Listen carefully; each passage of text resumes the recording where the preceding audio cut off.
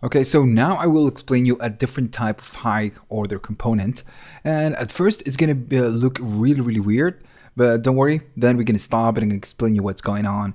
So, you're gonna get it, don't worry, it makes perfect sense, but it looks weird at the beginning. I've created a route so we can save some time. It's gonna be a user, the file is gonna be user.js, and we just have a route that's gonna be user, and it's just returning a div with the user1. Okay. So first I'm going to start doing this. I'm going to start typing all of this. And again, it's not going to make sense, but then I will explain you. I'm going to go to HOCs and I'm going to create a new file that is going to be called user HOC, whatever, user HOC.js. And just like always, we need to import React from React, just like that. It is going to be a functional component, so we don't need to bring components. So now I'm going to create a function that is going to be user HOC and it's going to be equal to a function, just like we did before. So this one is going to take some arguments. First one is going to be the wrapped component, just like that, and then it's going to receive an argument. It's going to be argument 1. Okay. So again, this function is going to return something, and what it's going to be returning, it's going to be whatever with the props, and then return a new function, let's say props. And then it's going to return a function. So this function is going to have some code inside. So this code, let me make it right. I made a mistake right there. There we go. Right here, it's going to return some code, and this code is going to be just a component with the wrapped component inside. I know that it doesn't make sense so far, but don't worry, I'm going to explain you in a minute.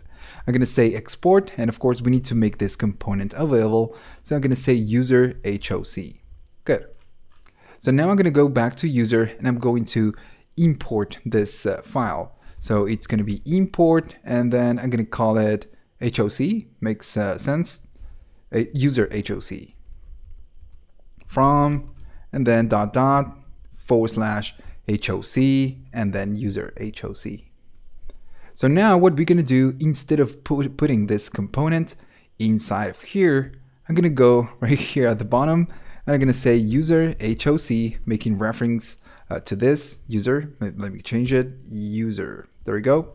And then I'm going to pass this, the user, as the first argument, and then I'm going to say hello, just something simple, just a string. And if you notice, I'm going to reload the application and this is still working. So why is this working? We don't know this. So okay, so the application starts and we load the user component. It's going to be showing the user component, right? Well, not really. So what is happening is that it's loading this file, and this function, this component, it's not exported. We have the export default, and instead of showing this, what we are doing, we are exporting the user HOC. Okay, so instead of doing this, it's going to go and do this. Now, user HOC is going to receive 2 arguments. First is going to be the actual component. This is going to be the component. And then, we pass some text, just a string. Okay, so it's going to go to HOC, and instead of rendering this, it's going to render HOC. So let's go to HOC. So HOC, user HOC, is going to receive the wrapped component, which is going to be this component, and then an argument, which is going to be this text. So the job of this component is going to be returning just the function. And this function, what it's going to return is going to be a div with whatever component we passed as an argument. And that's why we are getting user1.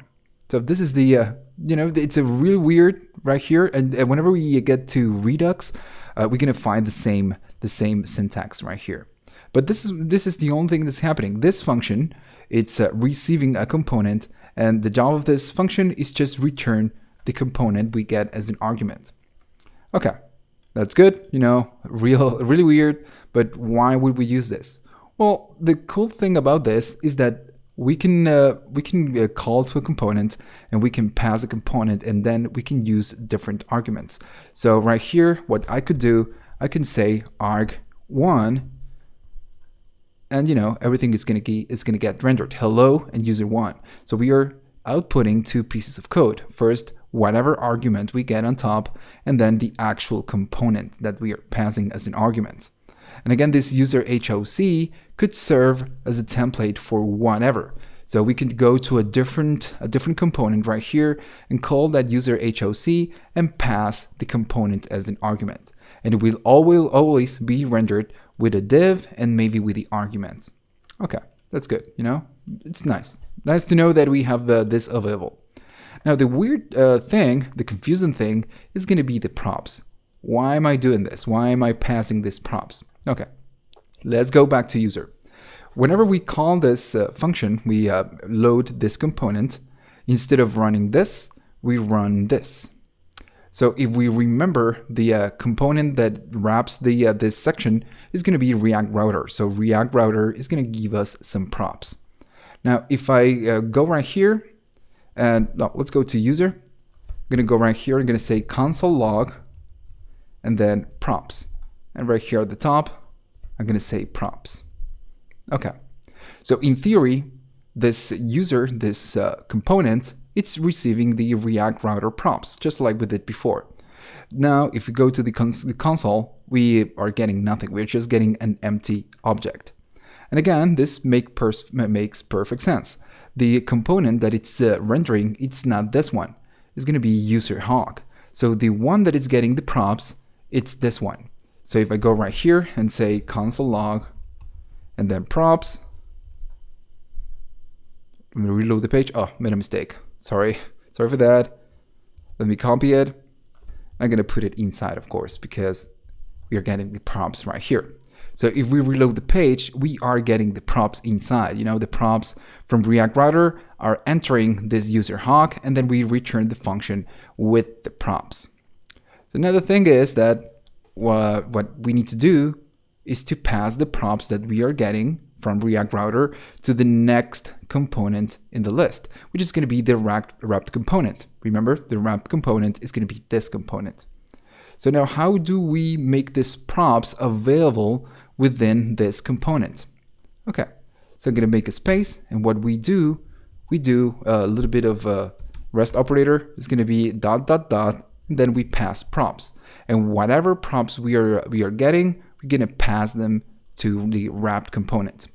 Let me delete this. So now remember that we have user, we are doing the console log of props. So now we are getting it. The props are available within this component. So again, we are just triggering this user HOC. This one is getting the props from React Router, and then we grab the props and we pass it to the next line of code, to the next component. Okay. So, you know, it's a little bit confusing, but once you get the idea of what the HOCs do, it's kind of simple. So again, this whole logic using HOCs, whenever we reach the practice project, is going to get really complex.